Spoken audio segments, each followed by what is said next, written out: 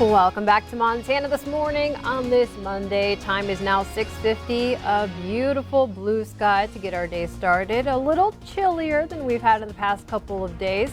Hope you had lots of time to rest and relax this past weekend. I know I could have used one more day myself, but that says things are bound to get a little warmer later in the week. He'll fill us in on that in just a few minutes.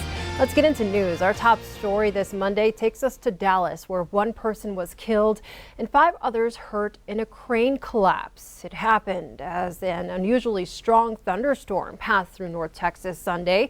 The victim was found inside her apartment. 2 of the injured were said to be in critical condition.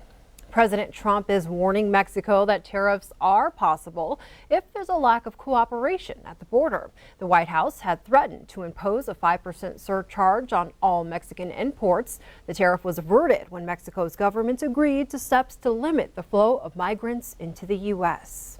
Back here in Billings, Shiloh Road is open again following a fatal crash that claimed the life of a motorcyclist. Police were called to the 300 block of Shiloh Road between Central and Broadwater Sunday evening. We're told the motorcycle was northbound when it collided with a pickup truck turning left from the southbound lanes. The force from the impact threw the motorcycle onto the roof of the pickup, killing the 19-year-old rider. We're told he was wearing a helmet. Traffic on Shiloh reopened around 2:30 this morning. Billings residents should be on the lookout for a man who walked away from the pre-release center. 29-year-old Judd Daniels left the facility around 10 o'clock last night. He's described as 5 foot 7 inches tall, 180 pounds with brown hair and blue eyes. Daniels was serving a sentence for assault on a peace officer and criminal endangerment. He now faces a 10-year sentence for felony escape. If you see Daniels, do not approach him, but contact authorities immediately.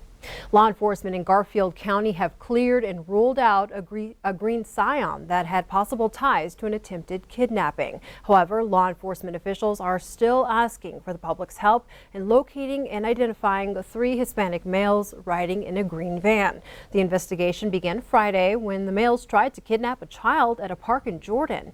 Several agencies, including the Montana Highway Patrol, Rosebud, Bighorn, Macomb, and Garfield County Sheriff's offices, are all taking part in the investigation. If you see a vehicle matching the description, you're asked to write down the plate number and contact law enforcement immediately. The mother and grandmother of a Lodge Grass man who was shot and killed by a BIA officer in April of 2018 have filed court documents asking the BIA for monetary damages. Janet Jean Biglake and Laverne Williamson Big Hair filed the complaint last week. This after the U.S. Attorney's Office declined to prosecute BIA officer Timothy Smells Jr. after he fatally shot Reuben Stewart back in 2018. Court documents state Big Hair called authorities to their home when her grandson became disorderly. Documents state Officer Smells was speaking with Big Hair in the front doorway when Stewart came to the doorway with a knife, challenging the officer to a fight. That's when, according to documents, Stewart was shot by Officer Smells 5 times. Big Lake is asking for damages related to the funeral cost, loss of earning capacity, and emotional pain and suffering. This case is set to be brought to Montana District Court on August 8th. Now onto the campaign trail. Montana governor and presidential candidate Steve Bullock appeared on CBS's Face the Nation Sunday morning. Bullock announced he received a boost in his bid for the White House with an endorsement from Montana's Democratic Senator Jon Tester. In a statement, Tester says Bullock could put politics aside as commander-in-chief and heal some partisan divisions in this country. His statement reads, "We need someone in the White House who wants to get dark money out of our campaigns and create opportunity in rural America. Someone with a track record of delivering jobs and health care who has proven they can bridge the partisan divide. That's why I'm endorsing my friend, Governor Steve Bullock, to be our next president." Last week, Bullock's campaign denounced a debate rule by the DNC, which they believe hinders Bullock's chances of qualifying for debates. The new rule disqualifies a Washington Post ABC poll, a move Bullock's campaign says will only affect him. Host Margaret Brennan asked Bullock if he believes the DNC will play fairly. Bullock responded saying he hopes the DNC will play fair with everyone, and although frustrated and disappointed by the decision, there are some things he cannot control. Another hot topic was Bullock's main agenda. Fundamentally, we got to get the economy working for all of us, not just the Donald Trumps of the world. And we have to make sure that people believe that their vote and their voice matters. Once we start doing that, we can deal with it. And that's the way we'll make meaningful progress in other areas. And you can read more about the governor's appearance on Face the Nation at ktvq.com. Now we go to Helena, where high school girls from across the state are getting a closer look at politics, government, and law this week. About 110 high schoolers registered Sunday for the Montana Girls State program.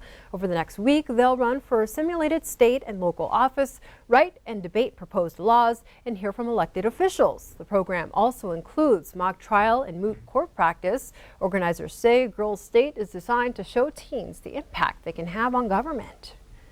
The goal of this program is to help the girls become more informed citizens about our government and our democracy. And we're hoping to build the interest into how our democracy works and that we need citizens and well-informed citizens to make this democracy work. Girls State is organized by the American Legion Auxiliary. This is the program's 71st year in Montana. Now for some lighter news out of Bozeman. Caught on camera, a black bear goes for a stroll. Captured by Joe Cobb on Saturday, you can see the bear wandering through his neighborhood.